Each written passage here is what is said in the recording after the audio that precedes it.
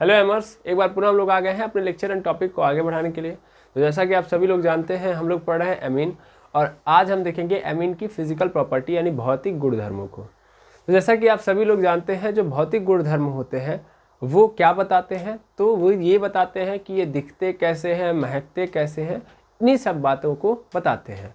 ये भी बताते हैं कि अगर हम इनको उबालेंगे तो कितना आसानी से उबलेंगे या कितना कठिनाई होगी इनको उबालने में, ठीक है ना। आसानी और कठिनाई बताएंगे। इसके साथ साथ ये भी बताएंगे कि अगर हम इनको घोलें तो किसमें ये घुल सकते हैं। तो इन्हीं सब बातों पे आज हम चर्चा करेंगे और स्टार्ट करेंगे हम सबसे पहले इसके स्ट्रक्चर से, ठीक है। तो जैसा कि आप एमीन को जानते हो, एमीन जैसा कि एमीन जो होता है वो कितने क्या बोलते हैं, 3 प्रकार के होते हैं। एक होता है प्राइमरी, एक होता है सेकेंडरी और एक होता है टर्सरी। कोई भी हो, हमको उससे फर्क नहीं पड़ता। मेनली एमीन का फॉर्मूला होता है NH2 होता है, NH2। ध्यान से देखिएगा तो NH2 है, और यहाँ पे अगर मैं इसको, जैसे यहाँ पे RNH2 होगा, ठीक है ना, तो RNH2 ऐसे होगा ना। तो मेनली अगर हम ध्यान से देखें इसके स्ट्रक्चर को तो कुछ ऐसा होगा। यहाँ पे N, यहाँ पे H और यहाँ पे क्या हो जाएगा, H। इस H को थोड़ा सही फॉर्मेट में कर लीजिए तो यहाँ पे H हो जाएगा जैसा नो। अब थोड़ा सा अगर हम ऑब्जर्व करें तो ये नाइट्रोजन है। नाइट्रोजन के पास क्या होता है, एक लोन पेयर होता है ना। तो अगर हम कभी भी प्राइमरी एमीन के स्ट्रक्चर को बनाए तो क्या आपको ऐसा दिखाई देगा, नहीं दिखाई देगा? दिखाई देगा, बिल्कुल। अब अगर मैं इस स्ट्रक्चर को देखूं तो स्ट्रक्चर को देखने के बाद मैं ये पता कर सकता हूं क्या कि इसका हाइब्रिडाइजेशन नंबर कितना होगा, हाँ या ना, पता कर सकता हूं। बिल्कुल सर, हाइब्रिडाइजेशन नंबर पता करने के लिए आपको ये देखना पड़ता है कि सर बॉन्ड पेयर कितना है और लोन पेयर कितना है, हाँ या ना। तो बॉन्ड पेयर कितना है इसमें, 1 2 3, 3 है, और लोन पेयर कितना है, 1। तो जोड़ दूंगा कितना हो जाएगा, 4। तो इसका हाइब्रिडाइजेशन नंबर कितना आ गया, 4 आ गया। और इसके पास तब अगर हाइब्रिडाइजेशन नंबर को देखूं तो हाइब्रिडाइजेशन नंबर को देखते हुए मैं क्या बता सकता हूं कि इसके जो एमीन के अंदर जो ऑर्बिटल होंगे वो क्या होंगे, sp3 हाइब्रिडाइज्ड होंगे। यस और नो, ये तो आपको पता होगा। बिल्कुल बिल्कुल। जैसे अगर 2 होता है तो इसका मतलब sp, 3 होता है तो sp2 और 4 होता है तो sp3। हाइब्रिडाइजेशन नंबर के भी यहाँ पे हम देखते हैं, 5 होगा तो sp3d हो जाएगा, फिर ऐसे 6 होगा तो sp3d2, ऐसे चलेगा कि नहीं चलेगा। तो हाइब्रिडाइजेशन नंबर के आधार पे हम ये बता सकते हैं कि हाइब्रिडाइज्ड sp3 हाइब्रिडाइज्ड होंगे। और अगर ये sp3 हाइब्रिडाइज्ड है तो उस केस में हम ये बोल सकते हैं कि सर यहाँ पे टेट्रागोनल स्ट्रक्चर बनेगा, है ना। क्योंकि sp3 हाइब्रिडाइज्ड तो हमारे मीथेन भी होते हैं, CH4 भी होता है, और CH4 का अगर आप स्ट्रक्चर देखोगे तो ऐसे मतलब ऐसे होता है, ठीक है ना। ले ऐसे ही कुछ होता है, लेकिन जो आप देख पा रहे हो ये प्लेन का अंतर है, एकदम सीधा सीधा नहीं होता है, यहाँ पे प्लेन का अंतर है, ओके। और जैसा कि हम जानते हैं कि sp3 हाइब्रिडाइज्ड कोई भी मॉलिक्यूल है तो उसके अंदर कितना होगा, मतलब एंगल 108 डिग्री, सॉरी 108 गलत मैंने लिख दिया, 109 डिग्री 28 मिनट होता है, ठीक है ना। 109 degree 28 minute. sp3 hybridised orbital जो एंगल क्रिएट करते हैं एक दूसरे एटम के बीच में, वो कितना होता है, 109 डिग्री 28 मिनट। यहाँ पे जो देख पा रहे होंगे आप, तो यहाँ पे सभी के सभी जो एंगल होंगे वो कितने पे होंगे सर, 109 डिग्री 28 मिनट पे होंगे। ये प्रॉपर्टी है sp3 हाइब्रिडाइज्ड एटम की, हाँ या ना, ठीक है। यही सेम कहानी यहाँ भी तो लागू होनी चाहिए, क्योंकि हमारा जो एमीन है, प्राइमरी एमीन, वो भी क्या है, sp3 हाइब्रिडाइज्ड है। अच्छा, सेकेंडरी एमीन लूँ वो भी sp3 हाइब्रिडाइज्ड मिलेगा, टर्सरी एमीन लूँ वो भी sp3 हाइब्रिडाइज्ड मिलेगा। तो sp3 हाइब्रिडाइज्ड है तो बॉन्ड एंगल कितना होना चाहिए था, 109 डिग्री 28 मिनट होना चाहिए। यहाँ भी होगा, लेकिन यहाँ पे ऐसा नहीं होता है, ठीक है ना। यहाँ पे जो स्ट्रक्चर होगा, देखिए अगेन sp3 अगर मिल गया तो इसका मतलब आप तुरंत पकड़ेंगे कैसा स्ट्रक्चर होगा, टेट्रागोनल स्ट्रक्चर होगा। ये बातें लिख देंगे, कैसा स्ट्रक्चर, टेट्रागोनल स्ट्रक्चर होगा। और दूसरी सबसे बड़ी बात, जो एंगल होगा, एंगल कितना होगा, बॉन्ड एंगल होगा वो कितना होगा, वो 109 डिग्री 28 मिनट होगा मतलब होना चाहिए, ठीक है। लेकिन यहाँ पे ऐसा नहीं होता है, ठीक है। एक्चुअल में जो एमीन का स्ट्रक्चर है वो आपको दिखेगा पिरामिड के शेप में है। रीजन, क्योंकि यहाँ पे यार देखो CH4 में चारों ओर एटम है, यहाँ पे चारों एटम नहीं है, 3 एटम है, और एक क्या है, लोन पेयर है, समझ पा रहे हैं, लोन पेयर है। और वो जो लोन पेयर है ना, वही इस पूरे गेम को चेंज कर रहा है। ये जो लोन पेयर है वो क्या करेगा, वो एक्चुअल में लोन पेयर बॉन्ड पेयर क्या करेगा, रिपल्सन क्रिएट करेगा। Lone pair bond pair repulsion, ठीक है ना। ये लोन पेयर है, ये लोन पेयर है, और यहाँ पे क्या होगा, बॉन्ड पेयर होगा कि नहीं होगा। लोन पेयर इलेक्ट्रॉन और बॉन्ड पेयर इलेक्ट्रॉन, ठीक है ना। लोन पेयर मतलब जो क्या है, जोड़े में है और बैठे हुए चुपचाप। अब बॉन्ड पेयर मतलब जो जोड़े में है बट बॉन्डेड है, ठीक है ना। तो उन इलेक्ट्रॉन के बीच में क्या आ जाएगा, रिपल्सन क्रिएट होगा। और इस रिपल्सन के कारण ये जो 109 डिग्री 28 मिनट होना चाहिए वो नहीं होगा। तो एक्चुअल में एंगल कितना क्रिएट होगा, तो वो होगा 108 डिग्री। कितना होगा, 108 डिग्री। समझ में आया कि नहीं है, क्लियर है। तो एमीन का स्ट्रक्चर अगर आपसे कभी भी कोई पूछे तो आप आसानी से बता सकते हो कि नहीं बता सकते हो, बताओ, कोई दुविधा नहीं।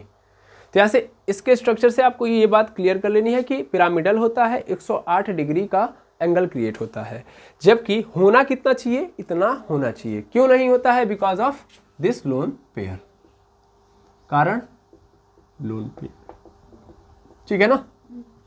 बताइए कोई दुविधा नहीं। तो इस लोन पेयर ने इसको क्या किया, इसको एक फिक्स कैटेगरी से बाहर कर दिया, है ना। ये भी एक फिक्स कैटेगरी में हो सकता था, लेकिन इसको क्या कर दिया, बाहर। लेकिन जो यहाँ पे ये घाटा दे रहा है, इसका ये बेनिफिट एमीन बहुत तगड़ा उठाता है। समझ पा रहे हैं, इसी का ये बहुत तगड़ा बेनिफिट उठाएगा एमीन। क्यों, तो वो आपको 7वें के अंदर मिलेगा। समझ पा रहे हैं, यानी इसी लोन पेयर का फायदा उठाते हुए ये जो एमीन है वो अल्कोहल से ज्यादा क्या होता है, सॉल्युबल होता है। क्या मेरी बात समझ पाए, हाँ या ना। चलिए अब हम बेसिक बातों को जब पकड़ लेंगे, स्ट्रक्चर तो हमने समझ लिया, अब हम फिजिकल स्टेट देखेंगे, हाइड्रोजन बॉन्ड की कहानी देखेंगे, dipole moment, boiling point, solubility, तब इस पे आएंगे। तो मैं यहीं से आपको कनेक्ट करके दे दूंगा। ओके, स्टार्ट किया जाए। फिजिकल स्टेट दिखता कैसा है, किस अवस्था में रहता है, दिखने का मतलब सॉलिड में रहता है कि लिक्विड में रहता है कि गैस में। तो मेनली ये तीनों में रहता है, ठीक है, ये तीनों में आपको मिलेगा।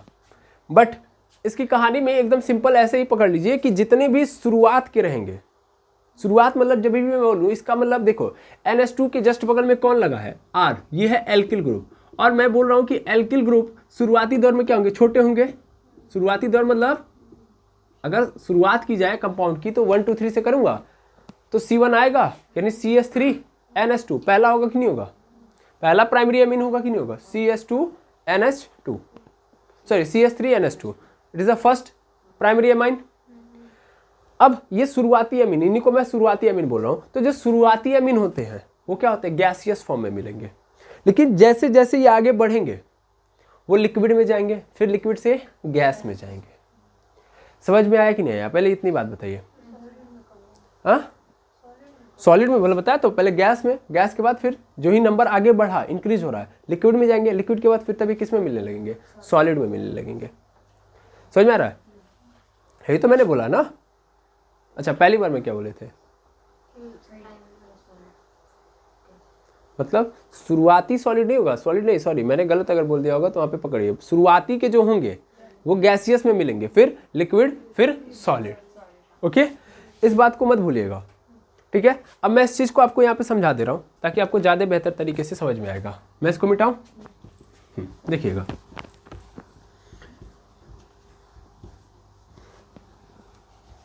तब हेडिंग हम क्या डालेंगे, फिजिकल स्टेट, भौतिक अवस्था। फिजिकल स्टेट, भौतिक अवस्था, और इसके साथ साथ ऑर्डरनेस। ऑर्डरनेस मतलब क्या होता है, सुगंध, स्मेल कैसी है, सुगंध कैसी देंगे ये, ठीक है। तो इनकी फिजिकल स्टेट देखोगे तो मैंने बोला ना शुरुआती, यानी प्राइमरी अमीन्स जो होंगे, प्राइमरी में शुरुआती। तो मैं एक काम करता हूँ ना, डायरेक्ट ले लेता हूँ नाम इनका, CH3 NH2। ये किस फॉर्म में मिलेगा आपको, गैस में, इसमें कोई दुविधा नहीं है। ओके, फिर आएगा हमारे पास C2H5 NH2। ये क्या होगा, ये वोलेटाइल लिक्विड होगा, वोलेटाइल लिक्विड होगा। सर ये क्या बोल दिया, सर ये गैस से लिक्विड में गया है बट बीच में चल रहा है, मतलब लिक्विड में दिख रहा है लेकिन ये कभी भी गैस में निकल सकता है, उसी को हम वोलेटाइल बोलते हैं। हिंदी में इसको बोलते हैं वाष्पशील द्रव, वाष्पशील द्रव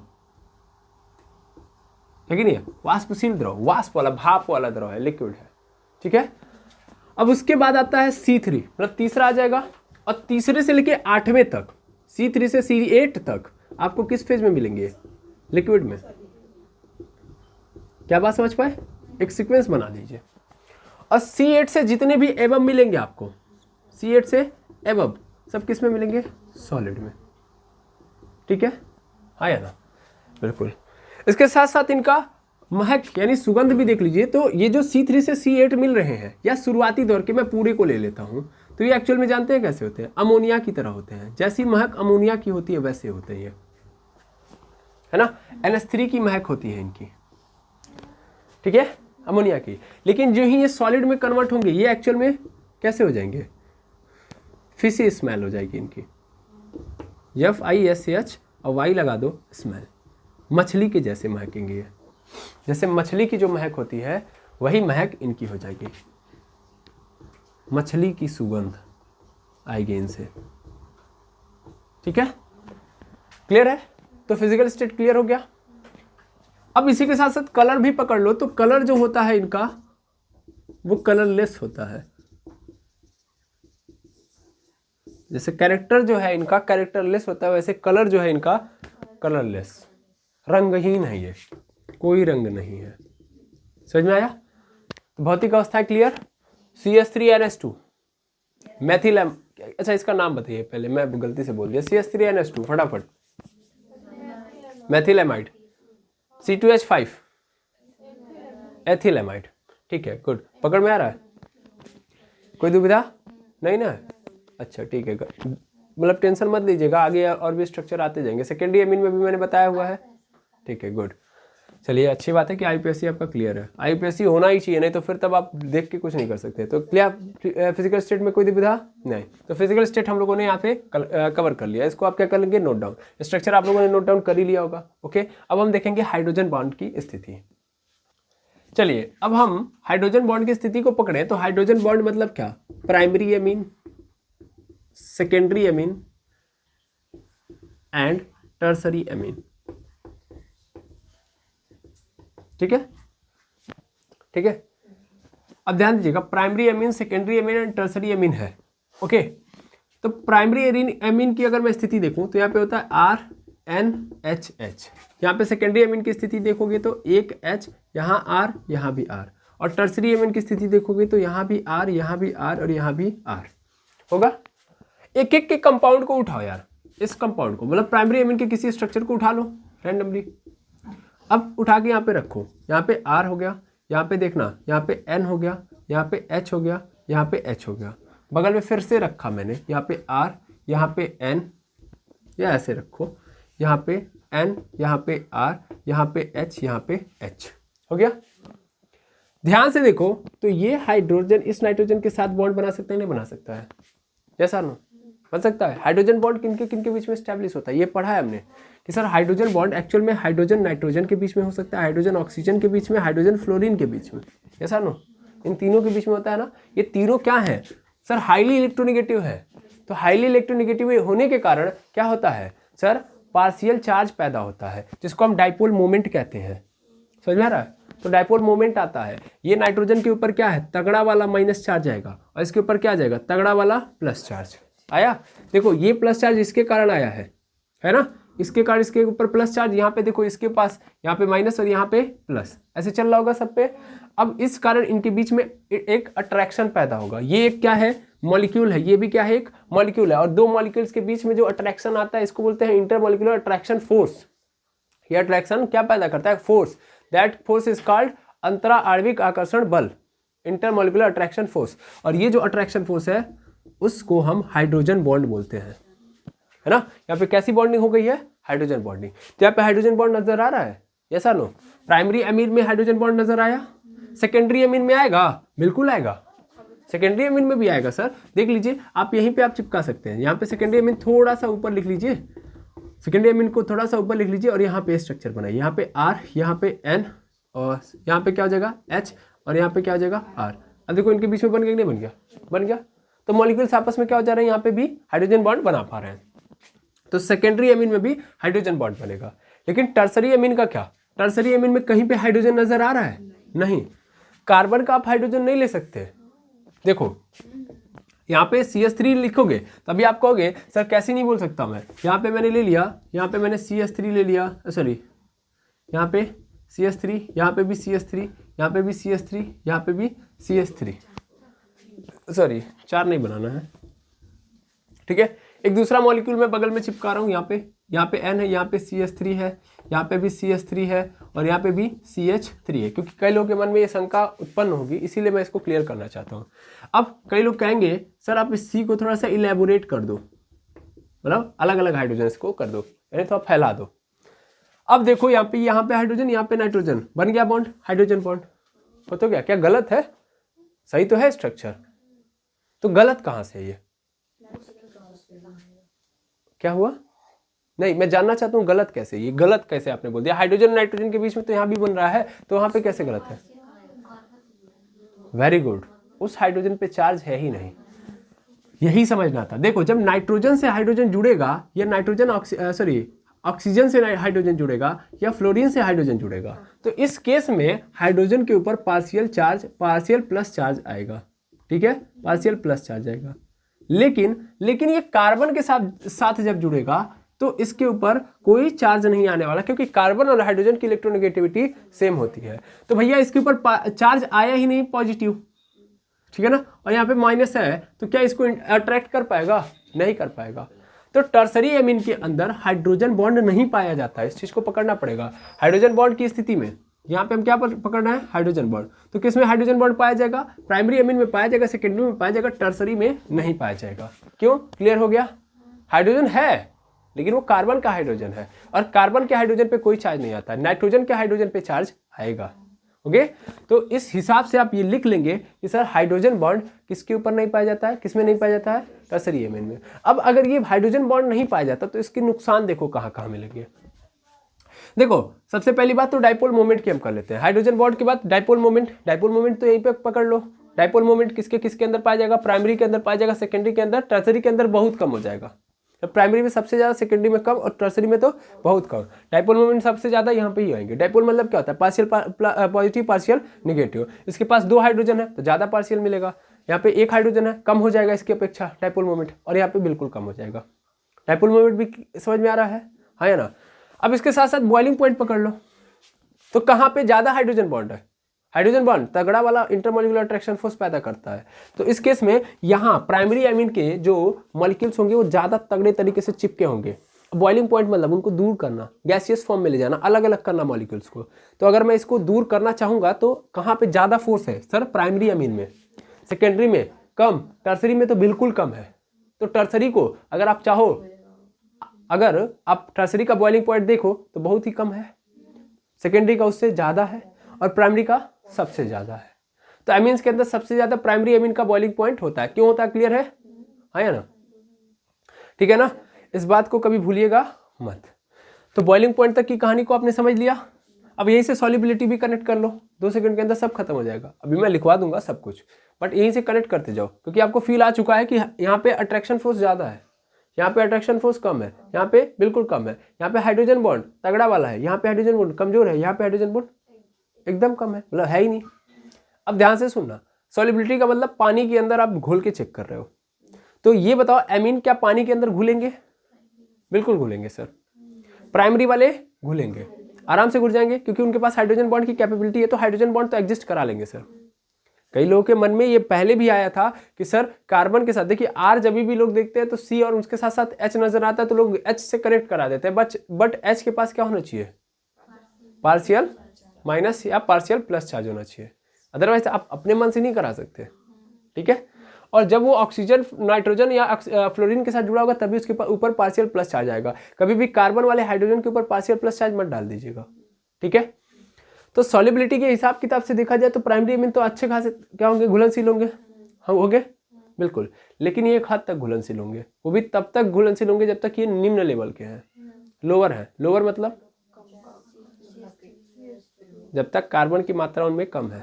क्यों? क्योंकि कार्बन का जो पोर्शन होता है या जो एल्किल ग्रुप होता है वो हाइड्रोफोबिक होता है, हाइड्रोफोबिक होता है, वो पानी से डरता है, बिकॉज वो पार्शियल पॉजिटिव और पार्शियल नेगेटिव नहीं बना सकता, और नहीं बना सकता तो ऑक्सीजन के साथ कनेक्ट कैसे होगा, वाटर के मॉलिक्यूल के साथ कनेक्ट कैसे होगा? भाई वाटर के मॉलिक्यूल के अंदर घुलने का मतलब क्या है? वाटर का मॉलिक्यूल है, उसके अंदर कोई और पार्टिकल आके कनेक्ट हो जा रहा है, ठीक है ना। अब वो कनेक्ट तभी होगा जब वो वाटर के मॉलिक्यूल के साथ बॉन्ड बना पाएगा। नहीं बॉन्ड बना पाया तो हो पाएगा नहीं। अब मैंने जितनी बातें ओरली बोली है मैं सबको आपको अच्छे से समझा रहा हूँ। पहले आप हाइड्रोजन बॉन्ड की स्थिति और डाइपोल मोमेंट की स्थिति को कनेक्ट कर लेंगे। ओके, बॉइलिंग पॉइंट का भी क्रम यहाँ पे सब लिख दे रहा हूँ मैं, पहले नोट डाउन करेंगे। अब डाइपोल मोमेंट की कहानी को समझ लीजिएगा कि जो मैंने अभी जस्ट बताया, तो डाइपोल मोमेंट जो होता है किसका किसका किसका सर, प्राइमरी एमीन का तगड़ा होता है ना। प्राइमरी एमीन में ये तगड़ा पाया जाएगा, ठीक है, सेकेंडरी से ज़्यादा और टर्सरी से भी ज़्यादा। ये तो बात हो गई एमीन की। लेकिन अगर हम एमीन का किससे कनेक्शन लें, बाकी ऑर्गेनिक कंपाउंड से लें, जैसे कि मैं अगर एमीन का कंपैरिजन कर रहा हूँ एल्केन के साथ, तो एल्केन की कहानी में क्या होगा कि एल्केन की कहानी में डाइपोल मोमेंट तो बिल्कुल कम होता है ना। तो भैया जाहिर सी बात है कि अगर हमारे सामने लिखा है कोई भी एल्केन का स्ट्रक्चर, ठीक है ना, कोई भी एल्केन का स्ट्रक्चर, तो मैंने RH लिख दिया है, सीधा सीधा लिख सकता हूँ RH मतलब एल्केन, है ना, RH मतलब एल्केन। इससे ज़्यादा डाइपोल मोमेंट किसका होगा? एमीन का होगा ना, RNH2 का। इसमें तो कोई दुविधा नहीं है। डाइपोल मोमेंट समझ पा रहे हैं ना, पॉजिटिव पार्शियल निगेटिव, और इससे भी ज़्यादा तगड़ा होगा ROH का। ओके, ध्यान से समझिएगा। रीजन बिहाइंड इट अब खुद समझो ना यार। देखो ROH है ना, तो O के ऊपर 2 लोन पेयर होते हैं, 2 लोन पेयर होते हैं, और 2 लोन पेयर मतलब इनकी इलेक्ट्रोनेगेटिविटी क्या होगी? और ज़्यादा होगी।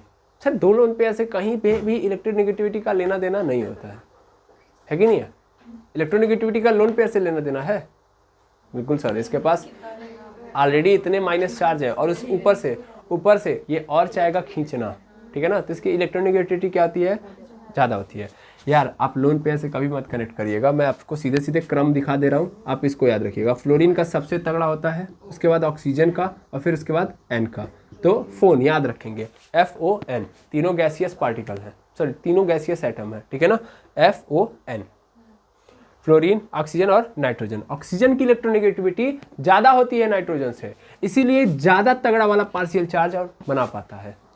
समझ पा रहे हैं? इसलिए ज़्यादा तगड़ा वाला ये इलेक्ट्रोस्टैटिक फोर्स स्टेबल कर पाता है, इसीलिए ये एमीन से ज़्यादा तगड़ा डाइपोल मोमेंट क्रिएट कर पाता है। ओके, और इसी खेल को आप बॉइलिंग पॉइंट में भी ले जा सकते हैं। बॉइलिंग पॉइंट के केस में क्या है कि बॉइलिंग पॉइंट में हमने जस्ट देखा कि सर प्राइमरी एमीन ज़्यादा तगड़ा बॉइलिंग पॉइंट शो करेगा as compare to secondary amine, and secondary amine as compare to tertiary amine ज़्यादा तगड़ा बॉइलिंग पॉइंट शो करेगा। ठीक है, हाँ बिल्कुल कोई दुविधा नहीं है। लेकिन अगर हम इसका कंपैरिजन बाकी से करें, जैसे कि अगर हम एल्केन से करें, तो जाहिर सी बात है एल्केन से तो इसकी ज़्यादा होगी, बॉइलिंग पॉइंट इसका ज़्यादा होगा। रीज़न आपको समझ में आ रहा है? तो RH से तो ज़्यादा होगा RNH2 का, है ना, लेकिन ROH से क्या होगा? कम, है ना, क्योंकि यहाँ पे स्ट्रॉन्ग इलेक्ट्रोस्टैटिक फोर्स होगा, इलेक्ट्रोस्टैटिक फोर्स, या इसी को हम बोलते हैं हाइड्रोजन बॉन्ड। ठीक है, हाइड्रोजन बॉन्ड, क्लियर? तो यहाँ पे तगड़ा वाला हाइड्रोजन बॉन्डिंग होगा, इसलिए इसको गैसियस फॉर्म में ले जाना थोड़ा सा कठिन है एज कम्पेयर टू एमीन। और इससे भी तगड़ा तो इसका भी बाप है COOH, कार्बोक्सिलिक एसिड। ठीक है ना, ये इसको देख के ही फीलिंग आती है कि ये बाप है, ठीक नहीं है? देखो बस, इसको देख लो बस ना, तो ऐसे लगता है कि हाँ यार सही में ये फादर हो सकता है कि नहीं है? बड़ा शांत दिखता है सबसे पहली बात। अब विजुलाइज करो RCOOH, तो मुझे तो जो इमेज लगती है कि बड़े शांत और बहुत ही सभ्य परिवार से आते हैं, RCOOH, है कि नहीं है? और बड़े घराने से है, ये भी एक बड़ी बात है कि नहीं है? इसमें जो सबसे अगर मेरे हिसाब से इमेजिन करके देखा जाए तो जो सबसे मतलब इधर उधर वाला है, मतलब जो समझ पा रहे हैं ना, वो ईथर वाला लगता है। वो बीच में आता है ना, तो उसकी इमेजिनेशन को पकड़िए ना, O है, ठीक है ना, बीच में O है, तो उसका इमेजिनेशन आप पकड़ेंगे ना तो एकदम मतलब छिछोरे टाइप का वो लगता है पूरा का पूरा। और वैसे भी O की हमारे माइंड सेट, मतलब हमारे माइंड में जो इमेज बनी है वो चोरों वाली बनी है ना? यहाँ भी है, बट ये C और H के बीच में आ गए हैं तो ऐसा फीलिंग ही चेंज हो जाती है। चलिए ठीक है, ये मैं अलग बताता हूँ। केमिस्ट्री को लेके मेरी भावनाएं कुछ और हैं, ठीक है ना। यहाँ पे जो कंपाउंड है उनको लेके अलग अलग फीलिंग्स जनरेट होती हैं, समझ पा रहे हैं, तो इसलिए मैंने ऐसा बोला, ठीक है। आई बात समझ में, यहाँ तक में कोई दुविधा? तो देखिए COOH का ज़्यादा तगड़ा होगा, reason behind it double O है, ठीक है ना, कोई दुविधा नहीं भाई। यहाँ पे सिंगल O है, यहाँ पे डबल O है, और इलेक्ट्रोनेगेटिविटी और भी क्या हो जाएगी, तगड़ी हो जाएगी, ठीक है, समझ में आया। तो यहाँ पे ये बॉइलिंग पॉइंट हम लोगों ने बाकियों के रिस्पेक्ट में भी देख लिया। अब थोड़ा सा एक काम करते हैं, एक और देख लेते हैं बॉइलिंग पॉइंट एमीन का ही। आप एमीन जानते हो, तो एमीन मेनली अगर मान लीजिए किसके साथ, बेंजीन के साथ जुड़ा हो, NH2 ऐसे जुड़ा हो, ठीक है ना। अगर ऐसे आपके सामने मैं दे दूं तो आप क्या समझोगे, इसका मतलब क्या आप जानते हो, इसको क्या बोलते हैं, इस स्ट्रक्चर का नाम बताइए फटाक से। इसको हम बोलते हैं एनिलीन, ठीक है ना, एनिलीन बोलते हैं। याद करिए मैंने आपको बहुत पहले ही बताया था, 400-500 साल पहले, ठीक है। अब मान लीजिए, अगर मान लीजिए ये एमीन है, ठीक है ना, ये जो एमीन है यहाँ पे रखिएगा NH2, ठीक है। ये जो एनिलीन है इसके जस्ट बगल में एक और एनिलीन आ जाए,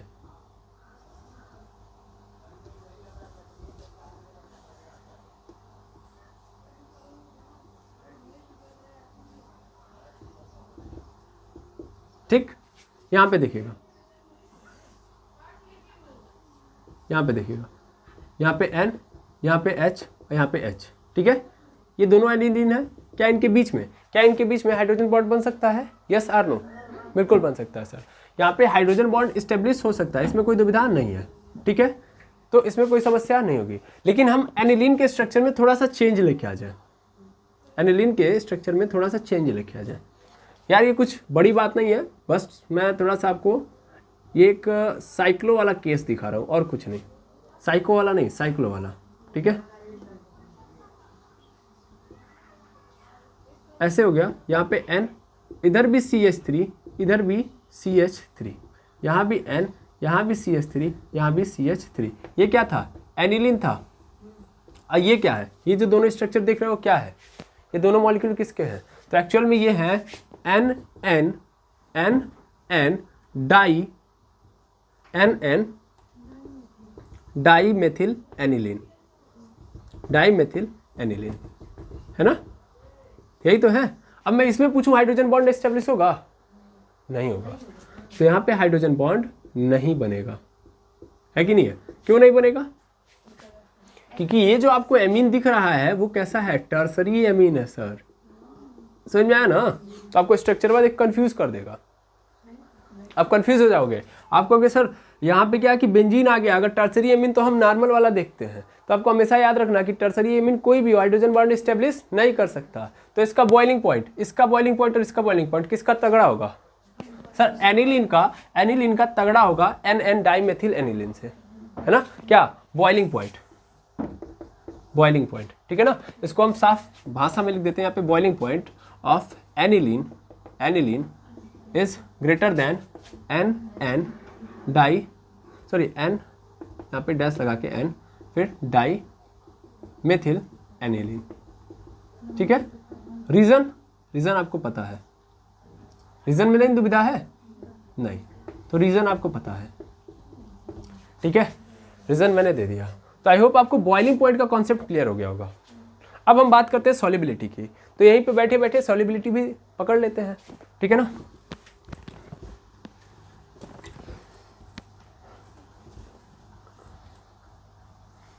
चलिए सॉल्युबिलिटी देख लेते हैं हम लोग। सॉल्युबिलिटी देखिएगा, घुलनशीलता बोलते हैं हिंदी में, घुलनशीलता मतलब कि हम एमीन को पकड़ेंगे, पानी के अंदर डालेंगे तो देखेंगे कि घुलेगा कि नहीं घुलेगा। तो घुलने की एक शर्त होती है, शर्त क्या होती है कि ये रहा पानी का मॉलिक्यूल, एक कंटेनर लिया, कंटेनर के अंदर पानी के मॉलिक्यूल्स को मैं ले रहा हूं, ठीक है। अब देखिएगा यहाँ पे होगा क्या कि यहाँ पे H, यहाँ पे H, फिर यहाँ पे O, यहाँ पे H, यहाँ पे H, ऐसे यहाँ पे O, यहाँ पे H, ऐसे मैंने ले लिया रैंडमली आपको समझाने के लिए।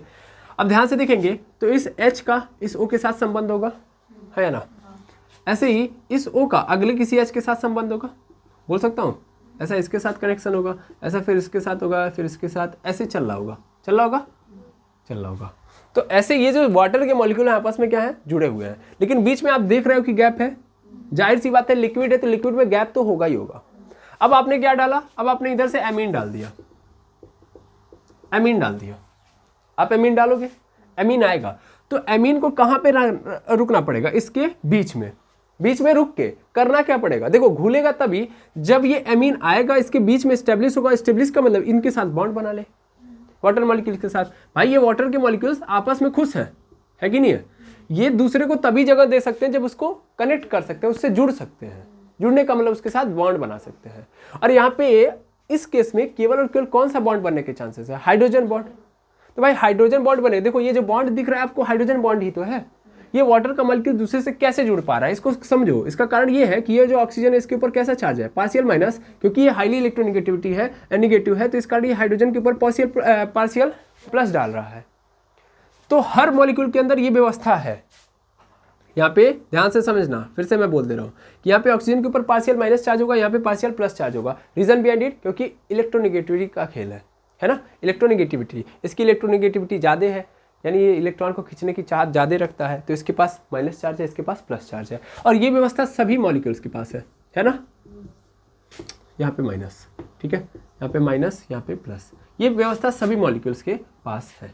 ओके, और ये व्यवस्था अगर सभी मॉलिक्यूल के पास है तभी एक मॉलिक्यूल दूसरे मॉलिक्यूल से कनेक्ट हो रहा है। अगर हम चाहते हैं कि कोई दूसरा मॉलिक्यूल आए या दूसरा कोई भी कंपाउंड आए और इसके बीच में घुले, तो उसको भी इस व्यवस्था के साथ आना पड़ेगा। अगर वो इस व्यवस्था के साथ आएगा तभी हो पाएगा। क्यों आखिर बार बार मैं बोल रहा हूँ कि हाइड्रोजन बॉन्ड होना चाहिए, क्यों आखिर दूसरा नहीं ले सकता क्या, ले सकता हूँ मैं, मुझे ये कंडीशन चाहिए सर, मुझे ये कंडीशन चाहिए, ये कंडीशन दोगे तो कोई भी चीज़ लेके आएगी घुल जाएगी। यानी पॉजिटिव और निगेटिव होना चाहिए उसके पास, तभी जाके वो वाटर के मॉलिक्यूल से क्या हो सकता है, कनेक्ट हो सकता है। आयनिक कंपाउंड घुलते हैं कि नहीं घुलते हैं वाटर के अंदर। अगर मैं NaCl लूँ तो NaCl घुल जाता है कि नहीं घुल जाता है, हाइड्रोजन बॉन्ड बनता है क्या इसके अंदर, नहीं सर। अगर आप Na को तोड़ोगे तो Na पे प्लस चार्ज, Cl पे माइनस चार्ज। रिक्वायरमेंट क्या है इसकी, यही है, समझ पा रहे हो ना, चार्ज। वो कहता है कि भैया तुम चार्ज लेके आओगे तो ही मैं तुमसे कनेक्ट हो पाऊंगा, तो ये रिक्वायरमेंट है। अब ये रिक्वायरमेंट ऑर्गेनिक कंपाउंड में वो हाइड्रोजन बॉन्ड के रूप में मांग रहा है, बिकॉज वो जानता है कि ऑर्गेनिक कंपाउंड आयनिक तो है नहीं, प्लस माइनस तो लेके आएंगे नहीं, पकड़ पा रहे हो जो मैं बोल रहा हूँ। तो वो ऑर्गेनिक कंपाउंड पॉजिटिव और निगेटिव तो बनाएंगे नहीं। रीजन बिहाइंड इट, क्योंकि वो कोवैलेंट बॉन्ड से बने हैं। कोवैलेंट बॉन्ड मतलब साझेदारी से बने हैं। ये जो बॉन्ड, ये जो आयनिक कंपाउंड है एक्चुअल में आयनिक बॉन्ड से बना है ना, आयनिक बॉन्ड से। पानी सब जानता है, पानी हर चीज को जानता है, इसीलिए उसने ये रिक्वायरमेंट रखी है, पहले ही समझ लीजिए। तो आयनिक बॉन्ड का मतलब ही क्या होता है, जो आयंस के ट्रांसफर से, या सीधा सीधा समझ लीजिए इलेक्ट्रॉन के ट्रांसफर से बने हो। तो जाहिर सी बात है कि यहाँ पे आयन बनेंगे, और आयन मतलब चार्ज, हाँ है ना। तो इनके लिए, इसके लिए कोई दिक्कत नहीं है कि हाँ जो भी है आयनिक कंपाउंड है, आओ मेरे अंदर घुल जाओ, कोई समस्या नहीं उत्पन्न करूंगा।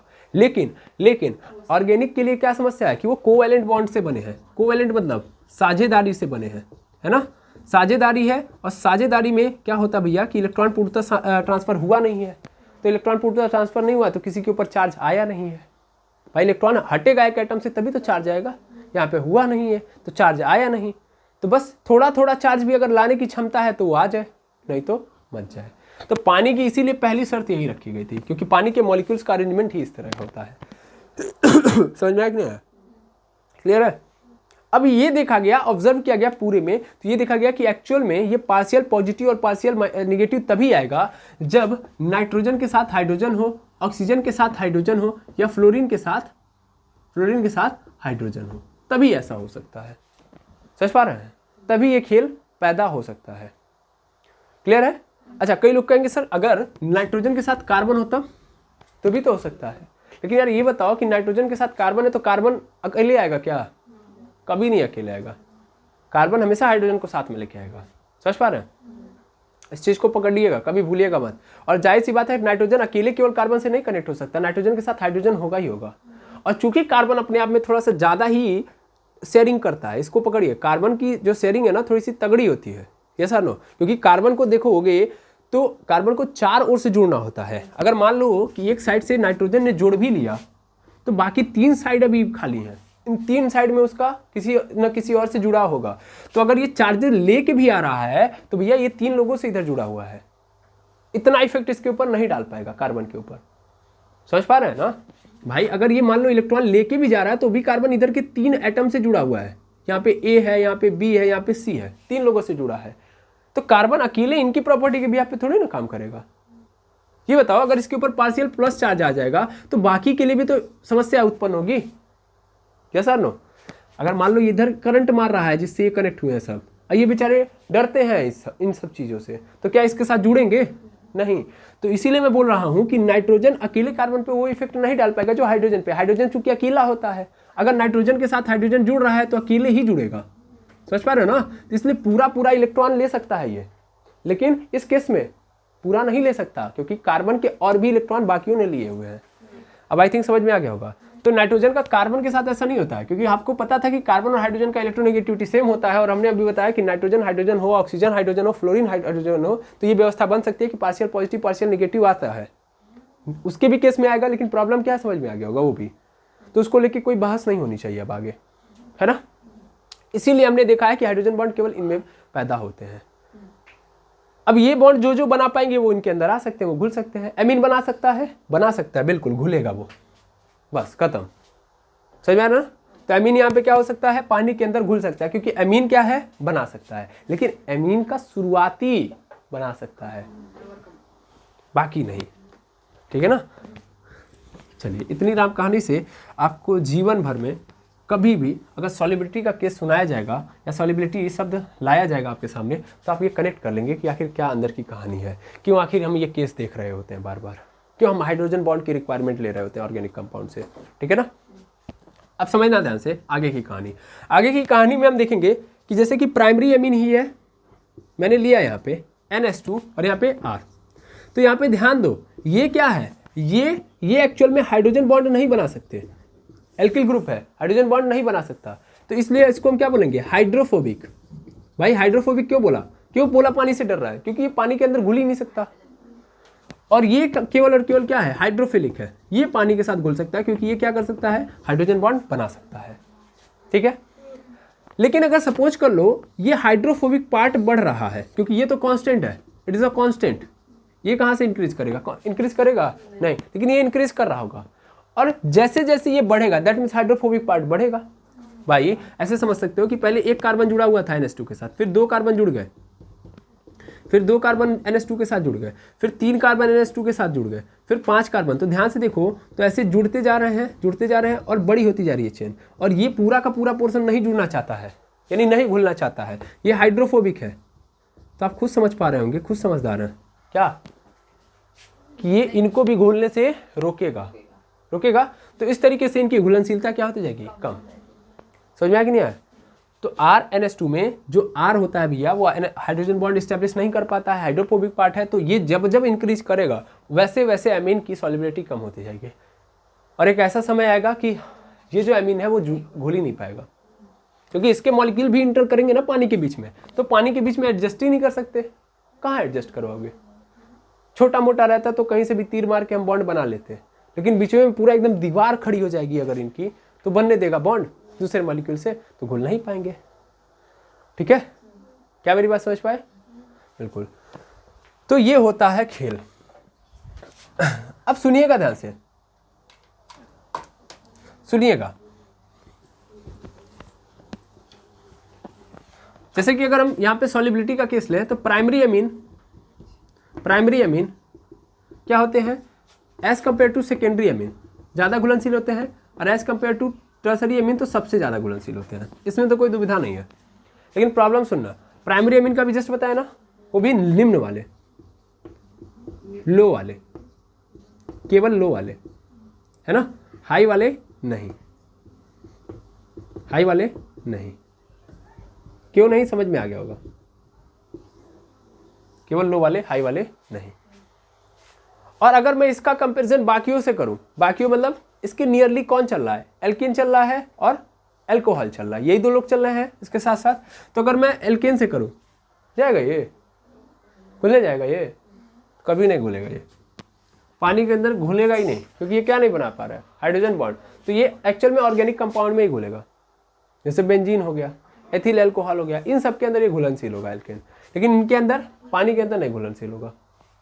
अब समझना ध्यान से, अगर मैं अब कंपैरिजन करूं किसके किसके बीच में, सर एमीन और एल्कोहल में, तो सुनना ध्यान से, पीछे की कहानी को पहले रिवाइज करो। पीछे की कहानी में ये दिखा गया था कि डाइपोल हाइड्रोजन बॉन्ड सबसे तगड़ा किसका, एल्कोहल का, डाइपोल मोमेंट सबसे ज़्यादा किसमें, एल्कोहल में, बॉइलिंग पॉइंट किस सबसे तगड़ा किसका, एल्कोहल में।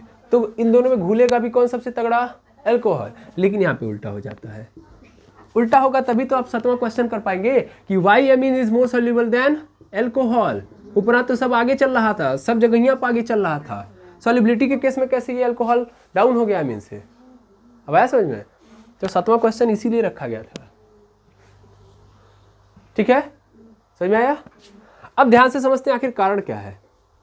एमीन की कहानी में आप समझो तो RNH2 है, क्या है, RNH2 है, और एल्कोहल की कहानी में कौन है, ROH है। ऊपर लिखता हूं, साफ साफ दिखाई देने चाहिए, ठीक है। यहाँ पे RNH2 है और ROH है, ठीक है।